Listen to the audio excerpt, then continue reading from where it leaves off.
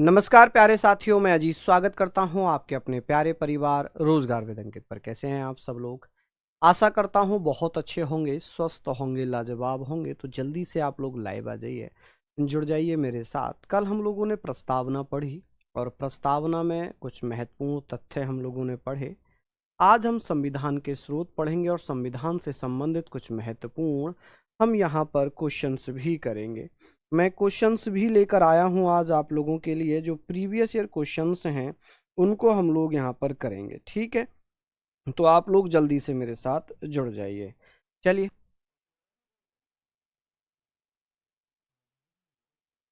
चलिए तो हम लोग यहाँ पर बात कर रहे हैं संविधान के स्रोत के बारे में। सोर्सेज ऑफ कॉन्स्टिट्यूशन पढ़ेंगे कि किस देश के संविधान से हमने क्या व्यवस्था ली है। मैं बहुत डिटेल में शानदार तरीके से सारी चीज़ों को कराता हुआ चलूंगा। तो एक बार आप सभी साथी जुड़ जाएं।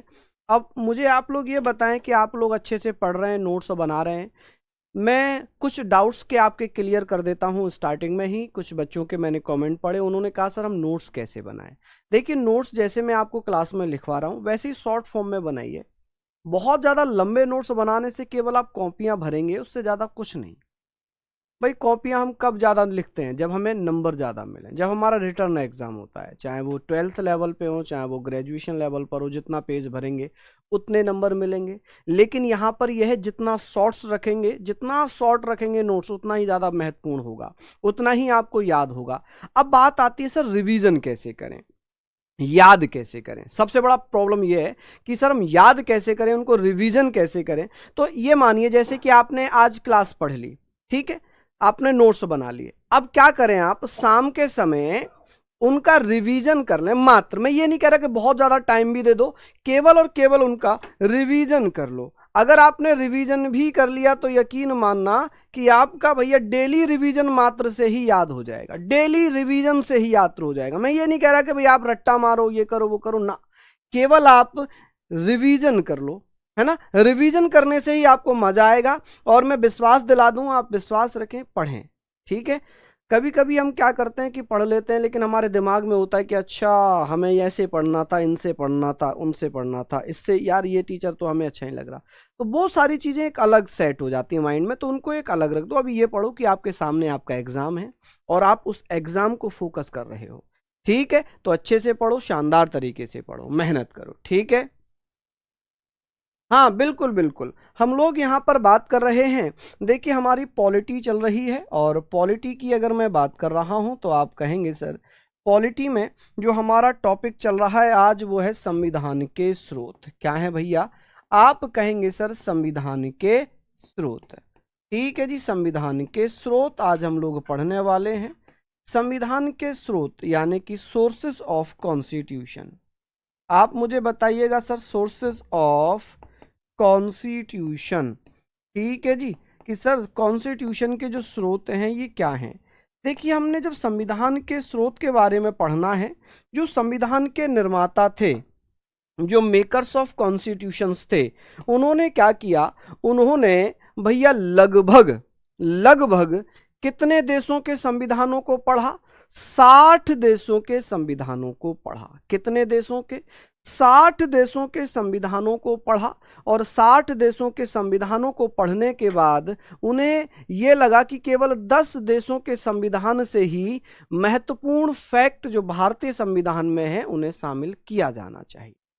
यानी कि संविधान के स्रोत की बात करते हैं, जो संविधान निर्माता थे कौन थे भैया? आप कहेंगे सर जो संविधान निर्माता, यहां पर हम लिख रहे हैं संविधान निर्माता, जो संविधान बना रहे थे, संविधान निर्माताओं। संविधान निर्माताओं ने कितने देशों को पढ़ा? निर्माताओं ने, आप कहेंगे सर कितने देशों के? तो 60 देशों के कॉन्स्टिट्यूशन को पढ़ा, 60 देशों के संविधान पढ़े। कितने भैया संविधान पढ़े? तो संविधान निर्माताओं ने 60 देशों के संविधान पढ़े, ठीक है जी। कितने संविधान पढ़े? तो आप कहेंगे सर तो टोटल अगर बात होगी तो कितने देशों के संविधानों को पढ़ा था? तो आप कहेंगे सर 60 देशों के संविधानों को पढ़ा था। चलिए, आप कहेंगे सर 60 देशों के संविधानों को पढ़ लिया, लेकिन क्या 60 देश सबसे अच्छे हो सकते थे? उन्होंने कहा नहीं, केवल 10 देशों के संविधानों को पढ़ा, केवल 10 देशों के संविधानों को पढ़ा। ठीक है, तो आप कहेंगे sir read the constitution of 60 countries. तो आप कहेंगे सर संविधान निर्माताओं ने, आप कहेंगे sir constitution makers of constitution, ऐसे करके आप लिख सकते हैं कि सर मेकर्स ऑफ कॉन्स्टिट्यूशन, इन्होंने क्या किया, makers of constitution read the, कितने संविधान थे भैया? आप कहेंगे सर, आप कहेंगे read the constitution of 60 countries, constitution of 60 countries. ठीक है जी, कितनी कंट्रीज? तो आप बताइएगा सर कितनी कंट्रीज थी? तो 60 देशों के संविधानों को पढ़ा, लेकिन सेलेक्ट कितने संविधान किए थे? तो आप कहेंगे सर यहां पर ये पॉइंट हमारा हुआ। सेकंड पॉइंट ये है कि 60 देशों में से चूज कितने संविधान कर लिए? 10 देशों को चुना।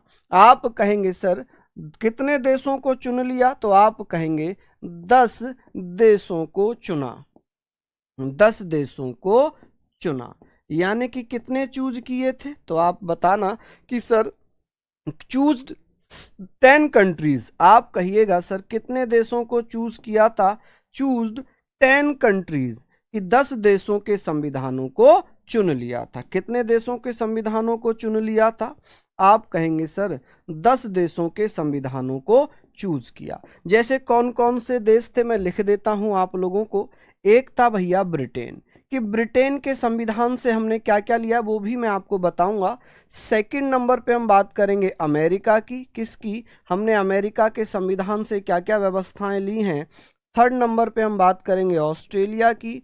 ठीक है, आप लोग लिख लीजिएगा ऑस्ट्रेलिया, कि ऑस्ट्रेलिया के संविधान से हमने क्या लिया है। ठीक है, आगे हम बात कर लेते हैं कि सर ये बताइए फोर्थ नंबर पे आप कह सकते हैं आयरलैंड, कि भैया हमने आयरलैंड के संविधान से क्या क्या व्यवस्थाएं ली हैं। पांचवें नंबर पे हम बात करेंगे रूस, कि सर हमने रूस के संविधान से क्या लिया है। हम बात करेंगे सर छठे नंबर पे फ्रांस, हमने फ्रांस के संविधान से क्या लिया है। सेवंथ नंबर पे हम बात करेंगे कनाडा, कि हमने कनाडा के संविधान से क्या लिया। 8 नंबर पे हम बात करेंगे सर किसके बारे में? जापान के बारे में, कि जापान से हमने क्या लिया। 9th नंबर पे हम बात करेंगे दक्षिण अफ्रीका। ठीक है, दक्षिण अफ्रीका के संविधान से हमने क्या क्या लिया है। और 10th नंबर पे हम बात करेंगे भैया जर्मनी, किसके बारे में? जर्मनी के बारे में। तो ये वो 10 देश हैं जिनसे भारतीय संविधान में कुछ ना कुछ लिया गया है। ठीक है, जल्दी जल्दी पढ़ाया करो ना भाई, आराम आराम से पढ़ेंगे, केवल आराम आराम से पढ़ेंगे। तो आप कहेंगे सर 10 देशों के संविधानों को चुन लिया 60 देशों में से। कितने देशों में से? 60 देशों में से 10 कंट्रीज को आपने चुन लिया। तो 10 देशों के संविधानों को चुना, या 10 देशों को चुना जिनसे भारतीय संविधान में हमने कुछ ना कुछ लिया है। अब बात यहां पर ये आ गई, एक क्वेश्चन और बन जाता है, एक क्वेश्चन ये बन जाता है कि सर ये बताएं भारतीय संविधान का सबसे बड़ा स्रोत क्या है। कि भारतीय संविधान का सबसे बड़ा स्रोत किसे माना जाता है? कौन भैया बताएंगे? भारतीय संविधान। आप मुझे बताइए भारतीय संविधान का सबसे बड़ा स्रोत कौन सा है? सबसे बड़ा स्रोत आप मुझे बता सकते हैं कि सर सबसे बड़ा स्रोत कौन सा है? तो आप बताइए भैया बिगेस्ट सोर्स ऑफ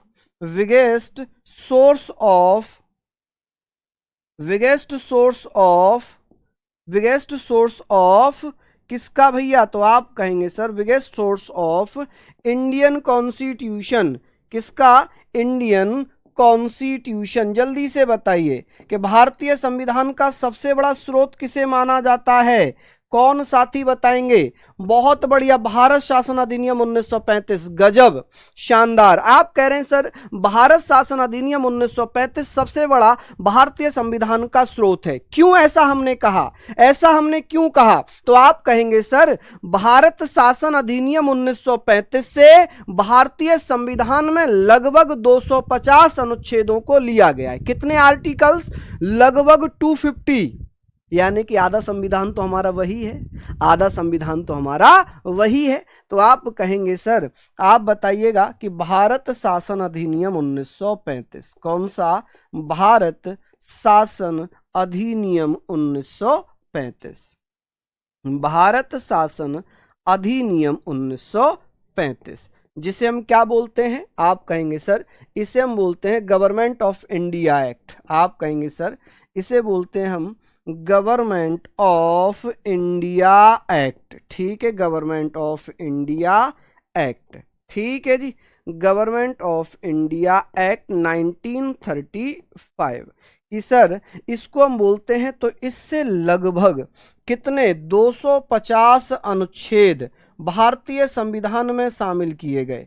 कितने आर्टिकल्स? तो इतने आर्टिकल्स को भारतीय संविधान में शामिल कर लिया। क्या कर लिया भैया? आप कहेंगे भारतीय संविधान में शामिल किया, भारतीय संविधान में शामिल किया। कितने ऐसे अनुच्छेद हैं जो भारतीय संविधान में भारत शासन अधिनियम 1935 से लिए गए, भारतीय संविधान में शामिल किया। ठीक है जी, भारतीय संविधान में शामिल किया, एड ऑन किया। ठीक है, कितने आर्टिकल्स को इंडियन कॉन्स्टिट्यूशन में एड ऑन किया है?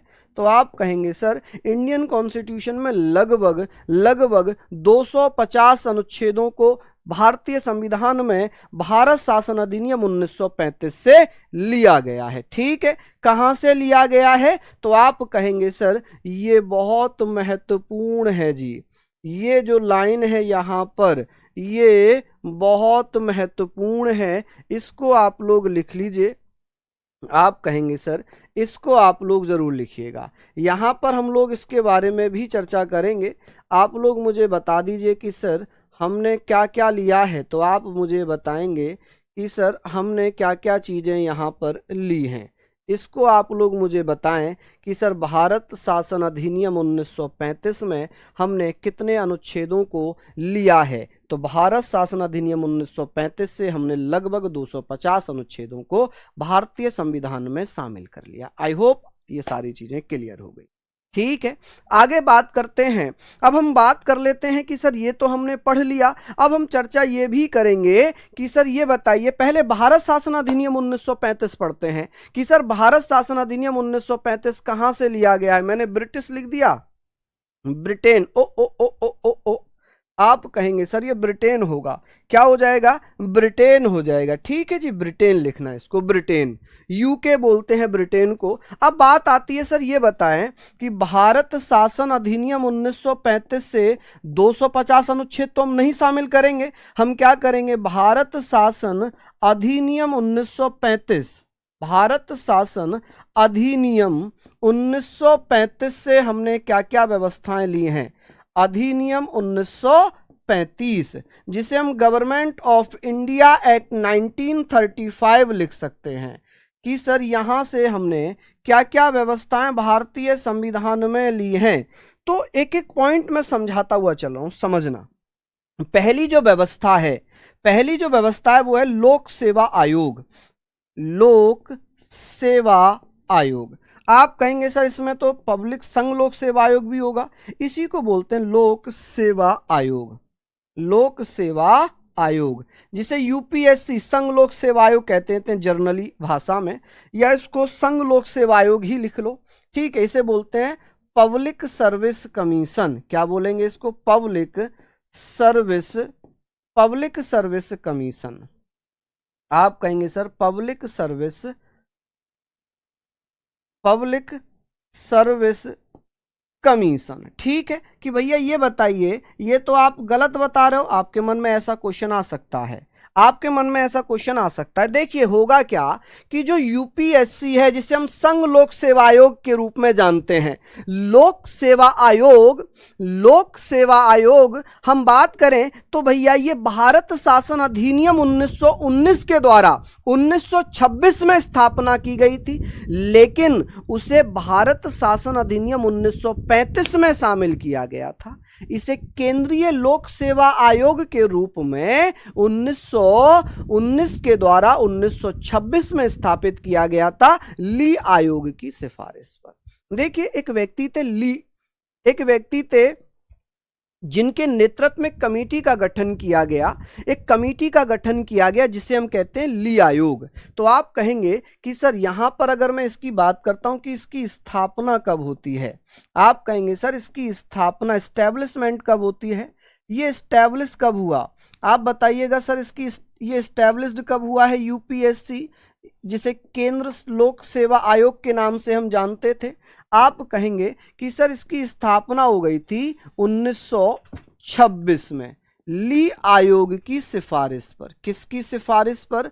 ली आयोग ने सिफारिश की, ली आयोग की सिफारिश पर। ठीक है, किसकी सिफारिश पर? ली आयोग की सिफारिश पर। ठीक है, लेकिन अब ये बताइए कि सर कौन से अधिनियम द्वारा? तो आप कहेंगे सर भारत शासन अधिनियम 1919 के द्वारा। भारत शासन अधिनियम, आप कहेंगे सर भारत शासन अधिनियम 1919, जिसे गवर्नमेंट ऑफ इंडिया एक्ट 1919 के नाम से जानते हैं, के द्वारा स्थापना कर दी जाती है। सर स्थापना हो गई, चलिए बहुत बढ़िया बात है। क्या हो गई जी? स्थापना हो गई। यहां पर हम लोगों ने ये सारी चीजें पढ़ ली कि सर ये बताइए स्थापना हो जाती है 1926 में, लेकिन इसके जो प्रावधान किए गए थे, जो प्रोविजन किए गए थे, वो भारत शासन अधिनियम 1935 में किए गए थे, जिसे हम संघ लोक सेवा आयोग, राज्य लोक सेवा आयोग, संयुक्त राज्य लोक सेवा आयोग के नाम से भी पढ़ेंगे। आगे चलकर एक चैप्टर है। चलिए, हाँ जी, हमने लिख लिया यहाँ पर। ये सारे फैक्ट मैंने आपको बता दिए, सारी चीज़ों के बारे में मैंने आपको बता दिया। अब बात यहाँ पर ये थी कि सर ये तो हो गई चीज़ें, ठीक है। इसके पहले अध्यक्ष 1926 में जब स्थापित हुई थी तो सर रोज वारकर थे। कौन थे? 1924 में रिपोर्ट दी थी इसने। 1924 में ली आयोग ने अपनी रिपोर्ट दी, ठीक है। रिपोर्ट देने के बाद 1926 में इसकी स्थापना हो गई। कब स्थापना हो गई? 1926 में, ठीक है। चलिए, अब बात आती है सर यहां पर हमने क्या लिया है? हमने लिया है प्रशासनिक व्यवस्था। आप कहेंगे सर जो एडमिनिस्ट्रेटिव सिस्टम है कि जिले का मालिक डीएम होता है, कलेक्टर होता है। आप जानते हैं कि कलेक्टर जिले का मालिक होता है। कलेक्टर जितने भी रेवेन्यू हैं, रेवेन्यू से मतलब है जो राजस्व आता है जिले का, वो कलेक्टर के अंतर्गत आता है। राज्य में जो जिले में जो प्रशासन है वो कलेक्टर के अंतर्गत आता है। अगर पुलिस व्यवस्था की बात होगी तो वो एसपी के अंतर्गत आएगा। किसके अंतर्गत आएगा? एसपी। तो आप कहेंगे सर यहां पर सेकंड पॉइंट में आप कहेंगे सर प्रशासनिक व्यवस्था। आप बताइएगा सर प्रशासनिक व्यवस्था, जो प्रशासनिक व्यवस्था है ये हमने कहां से ली है? जिसे हम एडमिनिस्ट्रेटिव सिस्टम कहते हैं। क्या कहते हैं? आप कहेंगे सर एडमिनिस्ट्रेटिव सिस्टम। कि सर ये व्यवस्था हमने कहां से ली है? तो आप बताइएगा सर ये व्यवस्था हमने कहां से ली है? तो ये हमने ली है कहां से? ब्रिटेन से, भारत शासन अधिनियम 1935 से, अमेरिका से। तो आप कहेंगे भारत शासन अधिनियम 1935। चलिए लिख लेंगे। अब बात यहां पर आती है, सरवनजीत बहुत बहुत धन्यवाद। हम बात कर रहे हैं कि सर ये हमने पढ़ लिया, ये सारी चीजें हमने पढ़ ली हैं। अब आप लोग मुझे ये बता दो कि प्रशासनिक व्यवस्था का क्या मतलब है। जैसे कि पूरे जिले में जो राजस्व आएगा, जो टैक्स आएगा, जिले में जो भी रुपया बांटा जाएगा, वो चाहे वो कर्ज माफी का हो, चाहे वो किसी भी चीज का हो, चाहे वो किसानों का हो, चाहे वो जो किसान निधि, सम्मान निधि योजना चल रही है, वो जो पैसा आता है वो कलेक्टर के कंट्रोल में आता है, कलेक्टर के अकाउंट में आता है, ठीक है। चलिए अब बात करेंगे सर, इसी से हमने क्या लिया है? न्यायपालिका का ढांचा। आप कहेंगे सर न्यायपालिका का ढांचा। न्यायपालिका का ढांचा का क्या मतलब है? न्यायपालिका का ढांचा, स्ट्रक्चर, ढांचा। आप कहेंगे सर जो ढांचा है कि भाई सबसे त्रिशंकु है। आप जानते ही होंगे जुडिशियरी स्ट्रक्चर हमने कहां से लिया है? आप बताइएगा कि सर जुडिशियरी, आप मुझे बता सकते हैं जुडिशियरी स्ट्रक्चर हमने कहां से लिया है? कौन भैया बताएंगे? चलिए मैं ही बता देता हूं। जुडिशियरी स्ट्रक्चर, जैसे कि आपने ये देखा, ये हमारा क्या है? एक त्रिभुज है, ट्रायंगुलर है, यहां पर हमने बनाया सुप्रीम कोर्ट, यहां बनाए हमने हाई कोर्ट, यहां बनाए सबऑर्डिनेट कोर्ट, यानी कि ये सर्वोच्च, ये उच्च और ये अधीनस्थ। इसे हम क्या बोलते हैं? आप कहेंगे सर इसे बोलते हैं अधीनस्थ, यानी कि सबऑर्डिनेट कोर्ट, अधीनस्थ न्यायालय, अधीनस्थ न्यायालय बोलेंगे।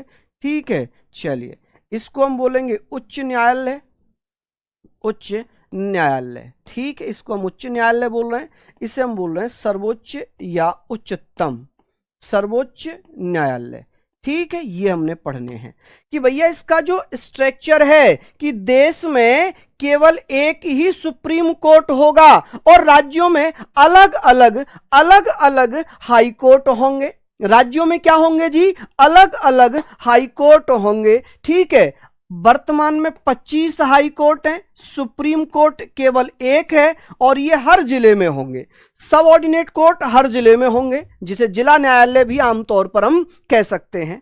अब ये हमने पढ़ लिया कि सर ये बताइए कि हमारी जो न्यायपालिका है, न्यायपालिका का ढांचा, स्ट्रक्चर किस प्रकार का है?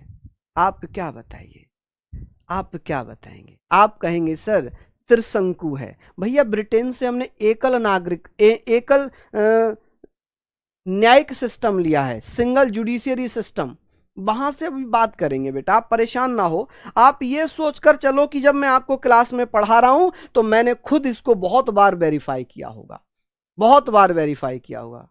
समझ गए आप लोग? चलिए बहुत बढ़िया, ये हमने पढ़ा। अब बात करेंगे सर संघीय व्यवस्था, जिसे हम संघीय योजना भी कहते हैं कि सर संघीय व्यवस्था, संघीय व्यवस्था हम कह सकते हैं, इसको हम संघीय योजना भी लिख सकते हैं।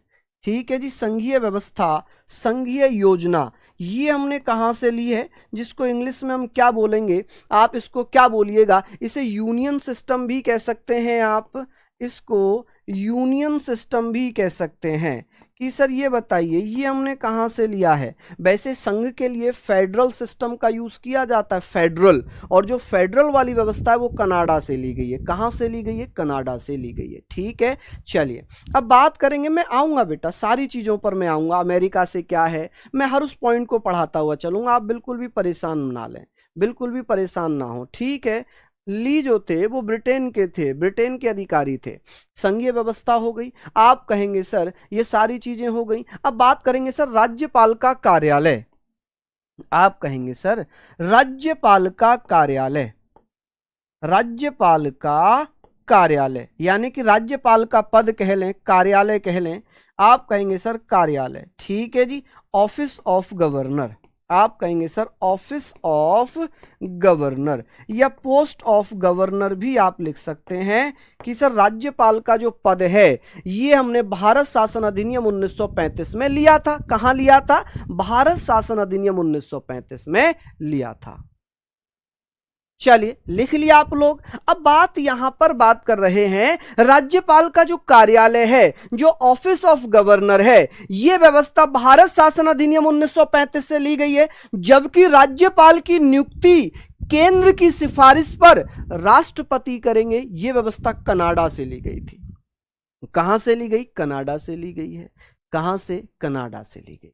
अब एक और चौंकाने वाला पॉइंट मैं यहां पर लिखूंगा, एक और चौंकाने वाला पॉइंट मैं यहां पर लिखूंगा। आप कहेंगे सर आपातकाल लगाने की शक्ति, आप कहेंगे सर आपातकाल लगाने की शक्ति, हां जी आपातकाल, आप कहेंगे सर आपातकाल लगाने की शक्ति, ये कहां से ली गई है? जबकि आपातकालीन की व्यवस्था हमने जर्मनी से ली है, लेकिन उस आपातकाल को कैसे लगाया जाएगा, उसको कैसे रेगुलेट किया जाएगा, ये जो पावर्स हैं ये हमने यहां से ली हैं। ठीक है, आपातकाल लगाने की शक्तियां ये हमने कहां से ली हैं? आप कहेंगे सर भारत शासन अधिनियम 1935 से। क्या हो जाएगा जी? आप क्या कहेंगे? पावर। कौन सी पावर्स हो जाएंगी? Powers to impose, powers to impose, impose emergency. क्या हो जाएगा जी? कौन सी पावर्स? तो इंपोज इमरजेंसी। इमरजेंसी, ठीक है जी। कि भैया ये बताइए, आपातकाल लगाने की व्यवस्था हमने जर्मनी से ली थी, आपातकालीन व्यवस्था हमने जर्मनी से ली थी, लेकिन उस आपातकाल को कैसे लगाया जाए, किस आधार पर लगाया जाए, वो भी हमने कहां से लिया है, वो हमने लिया है जी भारत शासन अधिनियम 1935 से। कहां से? भारत शासन अधिनियम 1935 से। अब मैं इससे संबंधित एक क्वेश्चन आप लोगों को करा देता हूं, मैं एक क्वेश्चन आप लोगों को करा देता हूं, समझ रहे हैं आप लोग? यहां पर हम लोग बात करेंगे, मैं कुछ क्वेश्चंस भी लाया हूं। क्वेश्चंस कहां हैं? क्वेश्चंस कहां है भाई? लगाए नहीं बोर्ड पर? क्वेश्चंस लगाओ।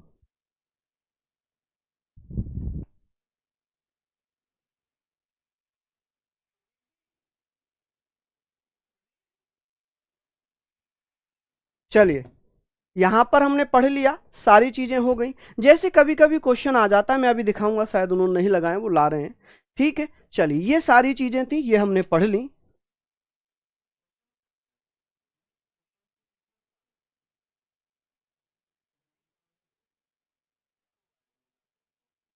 चलिए, बहुत बढ़िया, शानदार, हमने यहां पर ये सारी चीजें पढ़ ली। अब बात हमने यहां पर कर ली कि सर ये व्यवस्थाएं थी जो बहुत महत्वपूर्ण है, मैं अभी क्वेश्चंस भी बताऊंगा आप लोगों को।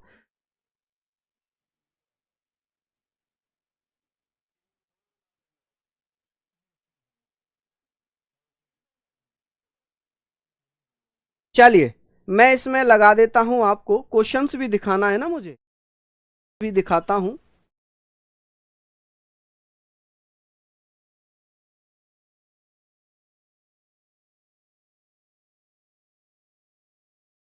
चलिए,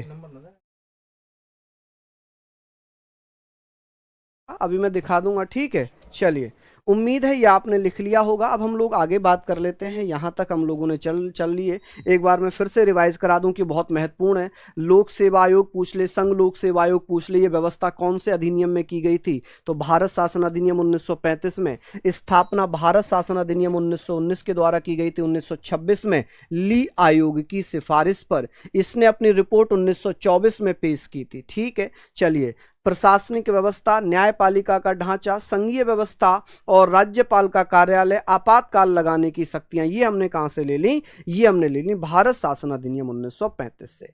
अब हम बात करेंगे, सर हमने ब्रिटेन के संविधान से क्या क्या लिया है?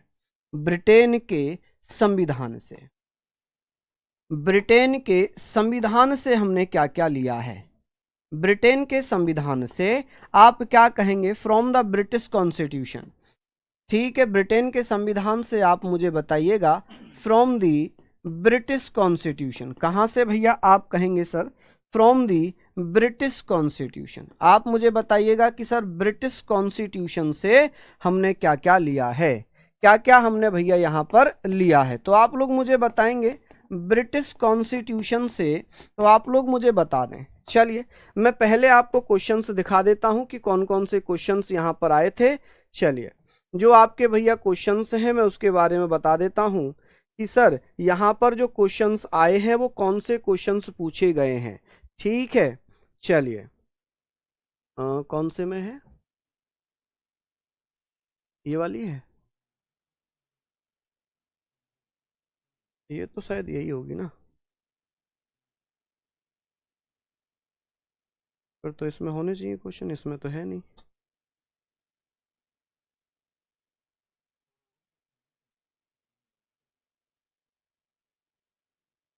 कहाँ गया क्वेश्चन? चलिए, जैसे जैसे कि यहां पर लिखा हुआ दिख रहा होगा कि भारत के संविधान में निम्नलिखित में से कौन सी विशेषता भारत सरकार अधिनियम या भारत शासन अधिनियम 1935 से ली गई है? अब ये क्वेश्चन पूछा गया था दिल्ली पुलिस 29/11/2023 में। कब? चलिए भैया, वो अधिनियम है दीपक, 1919 अधिनियम के द्वारा उसकी स्थापना हुई थी, लेकिन उसके जो प्रावधान थे, प्रोविजन थे, वो 1935 में किए गए थे और 1935 से हमने लिए, ना कि 1919 से। स्थापना बताइए मैंने वो। तो आप क्या कहेंगे? सर संसद के दोनों सदनों की बैठक, आपातकाल के दौरान मौलिक अधिकारों का निलंबन, आप कहेंगे सर ये। तो आप अभी अपने पढ़कर आए हैं कि सर संघीय योजना, जिसे हम क्या बोल सकते हैं? इसे हम संघीय योजना को यूनियन यूनियन स्कीम लिख सकते हैं, फेडरल लिख सकते हैं। तो आप बताइएगा सर इसे हम क्या लिखेंगे? आप कहेंगे सर इसे हम यूनियन स्कीम लिखेंगे या योजना लिखेंगे, ठीक है। अच्छा, और हम लोग यहाँ पर बात करते हैं कि सर ये बताइए, ये सारी चीजें हमारी हो गई। चलिए, ये क्वेश्चन है भैया, ये क्वेश्चन 1/12/2023 में पूछा गया है। 1/12/2023 में कि दिल्ली पुलिस कांस्टेबल, ये क्वेश्चन आता है कि संघीय ढांचा, न्यायपालिका, राज्यपाल प्रणाली और आपातकाल लगाने की शक्तियां भारतीय संविधान की ये विशेषताएं ली गई हैं। कहां से ली गई हैं? जल्दी से बताना, जल्दी से बताना भैया, क्या इसका सही आंसर होगा? कौन कौन सारी चीजें बता देंगे कि सर ये तो हमने ना तो यहां से ली हैं, ना यहां से ली हैं, ना यहां से, ये हमने कहां से ली हैं? भारत शासन अधिनियम 1935 से, गवर्नमेंट ऑफ इंडिया एक्ट 1935 से लिए। क्लियर हो गई चीजें यहां तक? एक दो क्वेश्चन और होंगे इसके, एक दो क्वेश्चन और होंगे, चलिए मैं बता देता हूं। चलिए देखिए, इस प्रकार का भी एक क्वेश्चन पूछ लिया कि भारत के संविधान की संघीय योजना, न्यायपालिका और राज्यपाल प्रणाली। तो भैया ये भी आपका भैया 3/12/2023 सेम क्वेश्चन है, बस क्या किया, थोड़ा सा घुमा दिया, बस थोड़ा सा घुमा दिया। तो इसका आंसर भी आप क्या कर देंगे? ए आंसर कर देंगे। समझ रहे? एक ही पॉइंट से, एक ही फैक्ट से कितने सारे क्वेश्चंस पूछ लिए आपके दिल्ली पुलिस के एग्जाम में। और हम लोग यहां पर बात करते हैं, ये भी हमारा हो चुका है। चलिए चलिए आगे बात करते हैं, ये हमने पढ़ लिया, ये सारी चीजें हमने पढ़ ली। अब हम बात करेंगे यहां पर, अब हम बात करेंगे सर हमने ब्रिटेन के संविधान से क्या क्या व्यवस्थाएं ली हैं, हमने ब्रिटेन के संविधान से क्या क्या चीजें ली हैं। जैसे कि अगर मैं बात करता हूं, आप कहेंगे सर यहां पर आप कहेंगे एकल नागरिकता। क्या लिया है आपने? एकल नागरिकता। ठीक है जी, क्या लिया? एकल नागरिकता। ठीक है। सिंगल सिटीजनशिप, आप बताइएगा सर यहां से हमने सिंगल सिटीजनशिप, सिंगल सिटीजनशिप, चलिए बहुत बढ़िया, सिंगल सिटीजनशिप। अब एकल नागरिकता का क्या मतलब है? आप बताएं कि सर एकल नागरिकता का मतलब है कि भैया भारत में आप चाहे किसी भी राज्य के रहने वाले हैं, आपका आधार कार्ड तो एक ही बनेगा, आपका वोटर आईडी कार्ड तो एक ही बनेगा। मान लीजिए आप उत्तर प्रदेश के निवासी हैं, तो आपके पास जो वोटर आईडी कार्ड होगा, जिस जिले के आप रहने वाले होंगे वहीं का आपका वोटर आईडी कार्ड होगा। अब आप भारत के बाहर जाते हैं तो आप ये थोड़ी कहेंगे मैं उत्तर प्रदेश के अमरोहा जिले से आया हूं, आप तो यही कहेंगे जी मैं भारत से आया हूं, I am Indian, I am an Indian, मैं एक भारतीय हूं, यही तो आप कहोगे। वहां ये थोड़ी कह दोगे जी मैं उत्तर प्रदेश से आया हूं, मैं रामपुर से आया हूं, मैं मुरादाबाद से आया हूं। आप बताओगे कि सर मैं भारत का निवासी हूं, मैं भारत से आया हूं। मैं कहां का निवासी हूं? मैं भारत का निवासी हूं, भारत से आया हूं। ठीक है, तो आप कहोगे। अब जैसे कि जैसे अमेरिका है, मैं एग्जाम्पल के तौर पर ले लूं, अमेरिका की अगर मैं बात करूं तो अमेरिका में क्या होता है, यहां पर दोहरी नागरिकता है, यहां पर दोहरी नागरिकता है, डुअल सिटीजनशिप। आप कहेंगे सर यहां पर दोहरी नागरिकता का प्रावधान है, नागरिकता जिसे आप क्या बोलेंगे? डुअल सिटीजनशिप बोल देंगे। ठीक है, डुअल सिटीजनशिप आप लोग बोलेंगे। चलिए डुअल सिटीजनशिप यहां पर हो जाएगी। क्यों? जैसे कि ये अमेरिका है, यहां पर ये न्यूयॉर्क है, ठीक है, यहां पर कैलिफोर्निया है, ठीक है, यहां पर वाशिंगटन डीसी है, यहां पर कोई और राज्य है। तो भैया जो न्यूयॉर्क का रहने वाला है, मान लीजिए कि आप कोई भी व्यक्ति न्यूयॉर्क का रहने वाला है, तो वो यहां का भी निवासी होना चाहिए, यहां का भी निवासी होगा, उसके पास यहां का भी सर्टिफिकेट होना चाहिए। क्या होना चाहिए? सर्टिफिकेट होना चाहिए। और उसे अमेरिका का भी नागरिक होना जरूरी है, तो अमेरिका का भी सर्टिफिकेट चाहिए। लेकिन भारत में क्या है कि केवल एक ही आधार कार्ड से काम चल जाता है, केवल एक ही आधार कार्ड से काम चल जाता है। आई होप आपने समझ गए होंगे ये चीजें। दूसरा आप कहेंगे सर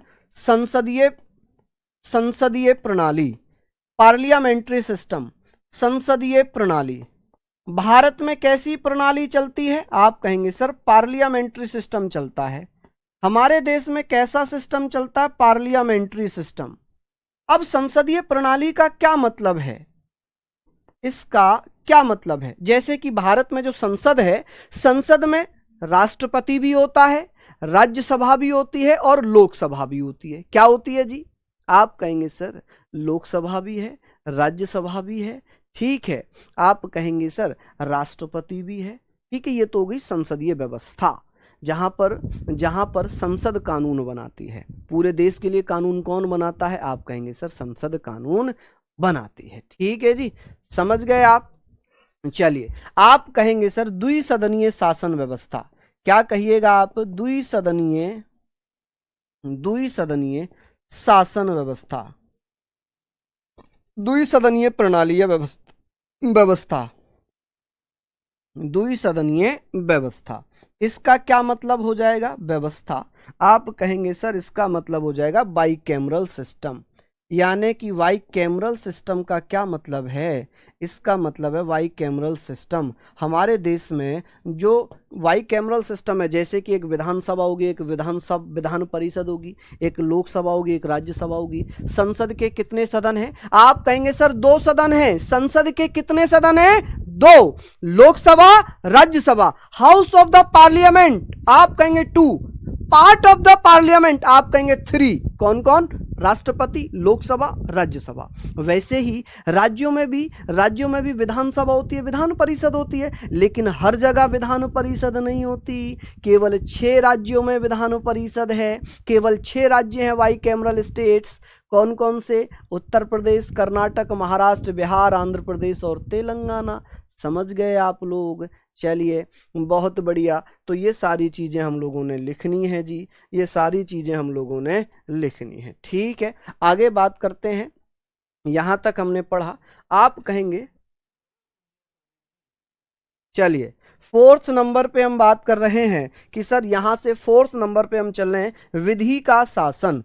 हमने क्या लिया है यहाँ पर? आप कहेंगे सर विधि का शासन, विधि का शासन यानी कि रूल ऑफ लॉ। आप क्या बताइएगा कि सर रूल ऑफ लॉ, कि भैया सभी लोग कानून के अनुसार ही चलेंगे। विधायी प्रक्रिया रूल्स और रूल ऑफ लॉ, राष्ट्रपति है, उपराष्ट्रपति है, आम नागरिक है, आईपीएस है, आईएएस है, कोई भी अधिकारी है, वो सब लोग किसके अनुसार काम करेंगे? वो सब लोग भैया विधि के शासन के अनुसार ही काम करेंगे। किसके अनुसार काम करेंगे? आप कहेंगे सर विधि के शासन के अनुरूप ही काम करेंगे। क्लियर है यहाँ तक चीजें? चलिए आगे बात करते हैं। 5वां पॉइंट, जिसे हम कहते हैं विधायी प्रक्रिया, जिसे हम क्या बोल सकते हैं? आप कहेंगे सर विधायी प्रक्रिया, यानी कि जो कानून वगैरह बनाए जाते हैं वो विधायी प्रक्रिया के अनुसार होते हैं, जिसे लेजिस्लेचर आप कहेंगे सर इसे क्या बोलते हैं? लेजिस्लेचर विधायी प्रक्रिया, लेजिस्लेचर प्रोसेस क्या बोलेंगे? हालांकि इसको लेजिस्लेटिव लिखा जाता है, लेकिन लेजिस्लेटिव मत लिखना। तो आप कहेंगे सर लेजिस्लेचर प्रोसेस, कि भैया जो विधायी प्रक्रिया है कि विधायिका ही कानून बनाएगी। कानून कौन बनाएगी? संसद। कौन बनाएगी? संसद। ब्रजेश कुमार कह रहे हैं गुरुजी आप इतना अच्छा क्यों पढ़ाते हो, आपसे ही दिन भर पढ़ने का मन करता है। अरे बहुत बहुत धन्यवाद, ये प्यार, ये आभार आपके लिए बहुत बहुत धन्यवाद। तो देखिए ये हमने पढ़ लिया सारी चीज़ें। कुछ मैं आपको लाइन सुना रहा हूँ, अगर आपने इतना प्यार दिया है तो कुछ लाइन सुना रहा हूँ, समझना, मजा आएगा आप लोगों को, सुनने में भी मजा आएगा। कि अगर मैं लिखूं किताब तो तुझे अपना लिखूंगा।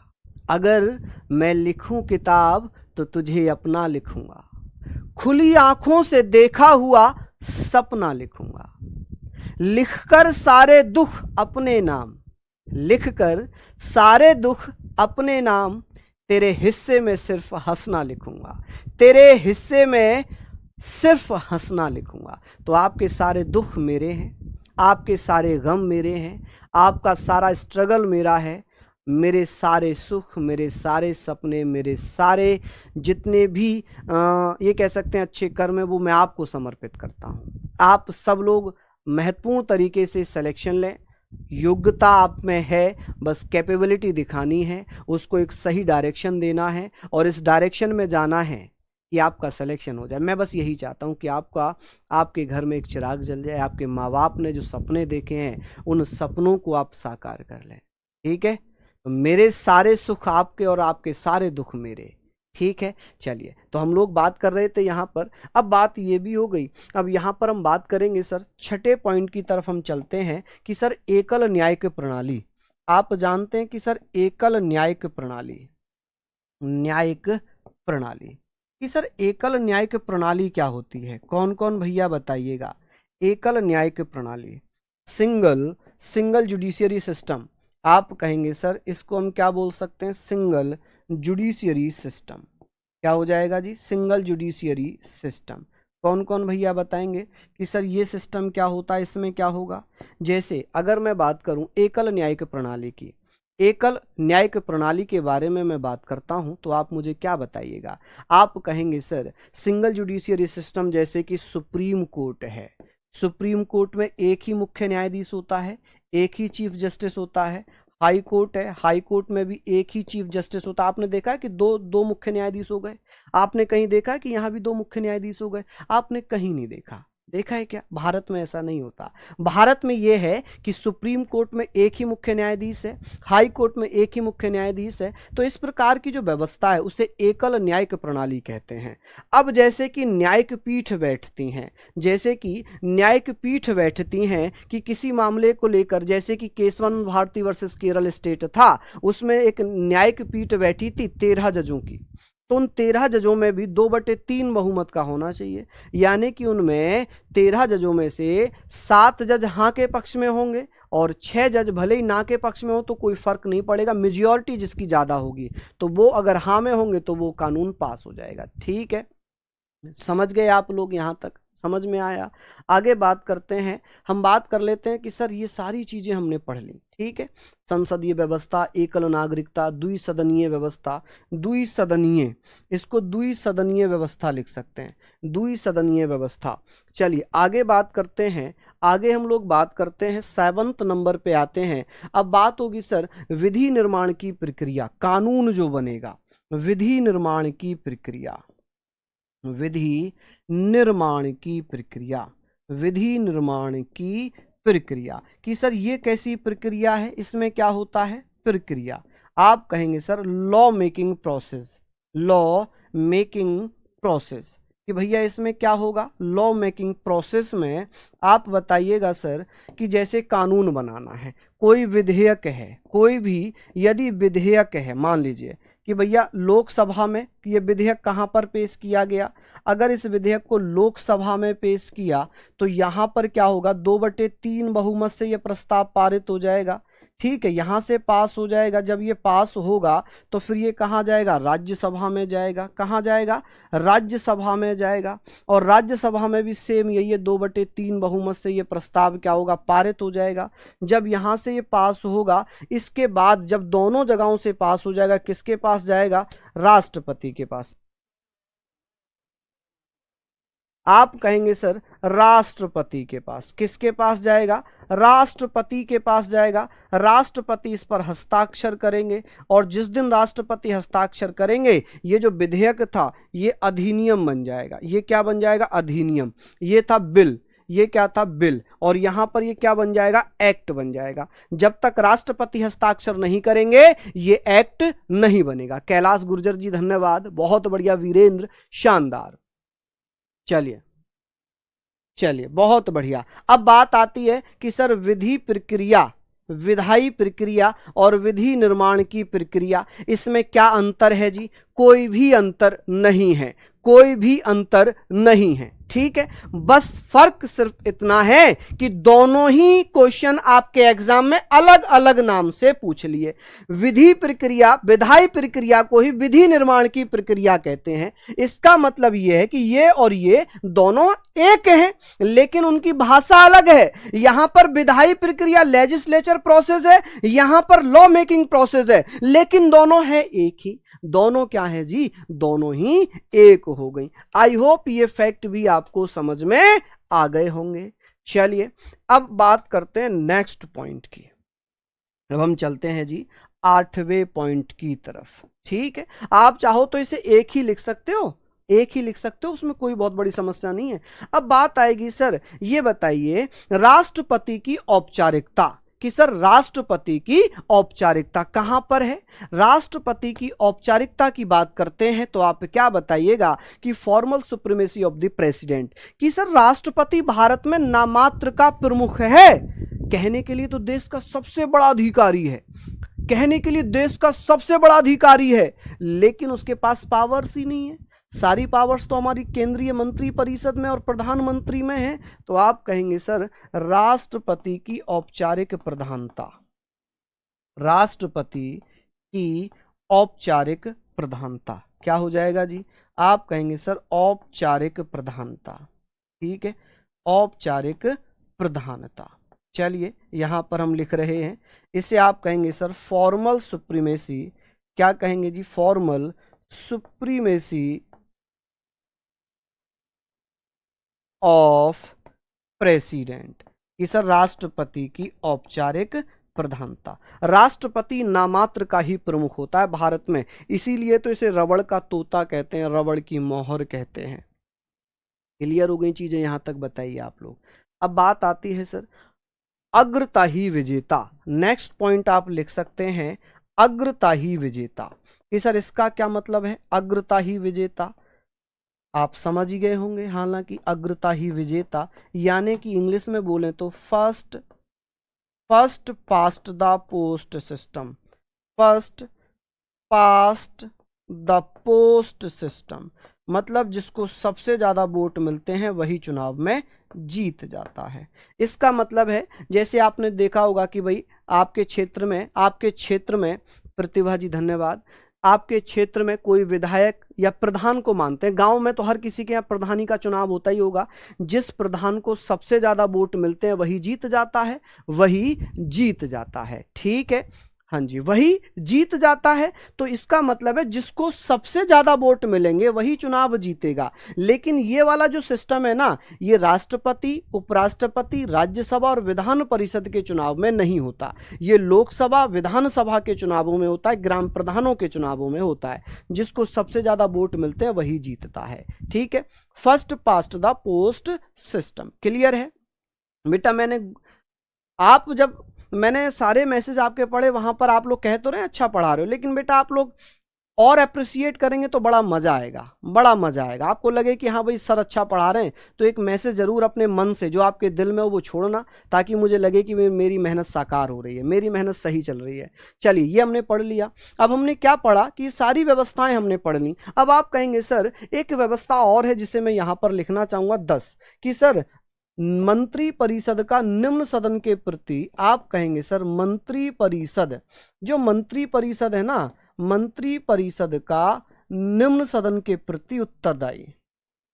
निम्न सदन, और निम्न सदन आप जानते ही हैं किसे कहते हैं, लोकसभा को। निम्न सदन के प्रति क्या हो जाएगी जी, निम्न सदन के प्रति उत्तरदायी। ठीक है जी, उत्तरदायी।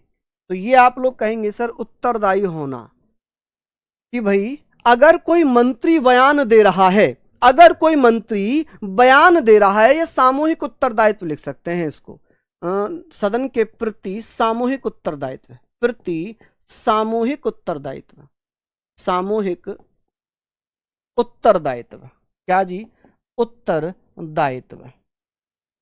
ठीक है, कि भैया कलेक्टिव रेस्पॉन्सिबिलिटी, आप कहेंगे सर कलेक्टिव रेस्पॉन्सिबिलिटी, रेस्पॉन्सिबिलिटी, कि आप ये बताइए सर कलेक्टिव रेस्पॉन्सिबिलिटी का क्या मतलब हो जाता है।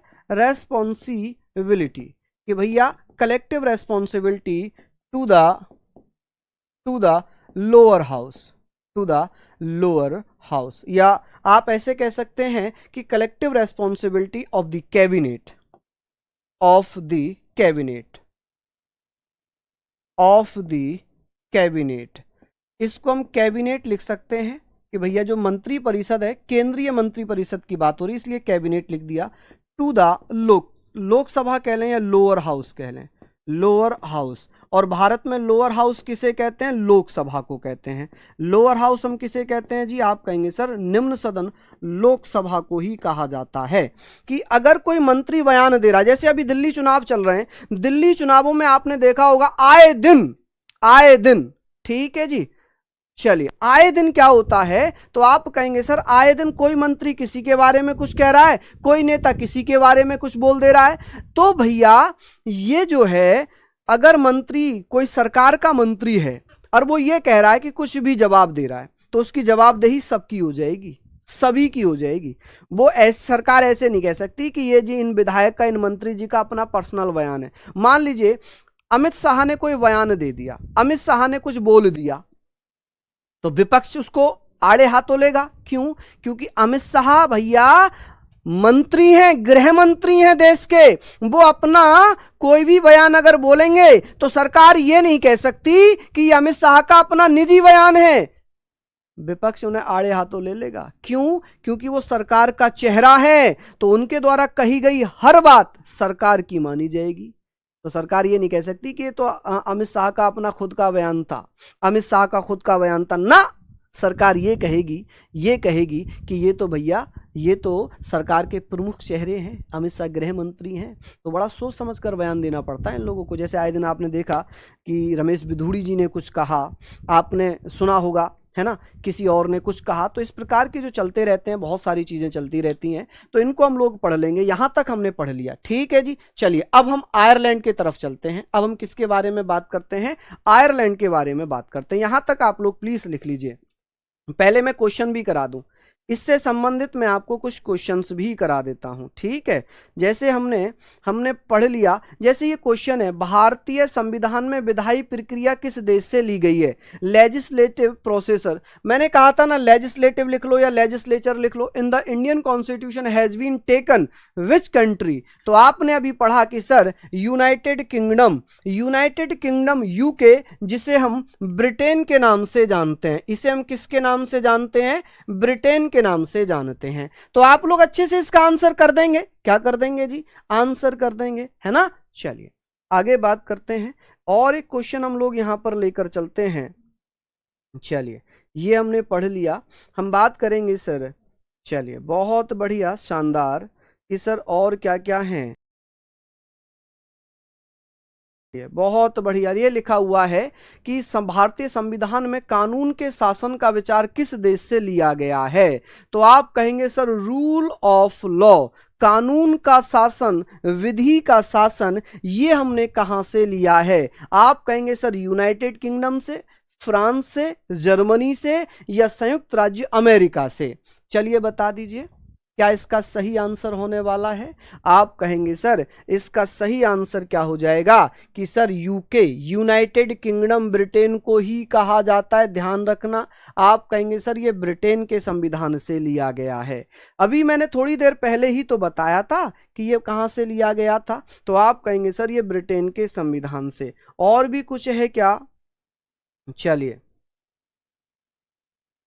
चलिए तो ये क्वेश्चन हमने इससे पढ़ लिए। अभी भैया कुछ बच जाता है, लेकिन आपका समय थोड़ा सा यहाँ समाप्त हो रहा है। कल हम आयरलैंड से स्टार्ट करेंगे, इसका सेकंड पार्ट पढ़ेंगे। मैं फिर मिलूंगा आपसे आज रात ग्रुप में 8 बजे, ठीक है। आप लोग अपना कमेंट जरूर करिएगा कि क्लास कैसी लग रही है, आपको मेहनत पसंद आ रही है या नहीं आ रही। आपके लिए जो भी मेरे द्वारा प्रयास रहेगा मैं ज़रूर करने का प्रयास करूँगा, ठीक है। बस मेरा आपसे यही मैं कहूँगा, यही चीज़ मेरी रहेगी कि आप कुछ दिन पढ़कर देखिए, मज़ा आएगा आपको। जब आप क्लास में बैठे होंगे ना, एग्ज़ाम दे रहे होंगे, एग्ज़ाम सेंटर में बैठे होंगे, तो आपको लगेगा अरे मज़ा आ गया भाई पॉलिटी में, इतना अच्छा हमने पढ़ा कि सारे क्वेश्चंस आपके हो जाएंगे। अब मैं प्रीवियस ईयर करा ही रहा हूँ तो आपको डाउट होना ही नहीं चाहिए, है ना जी। तो चलिए फिर मिलते हैं, तब तक के लिए जय हिंद, जय भारत।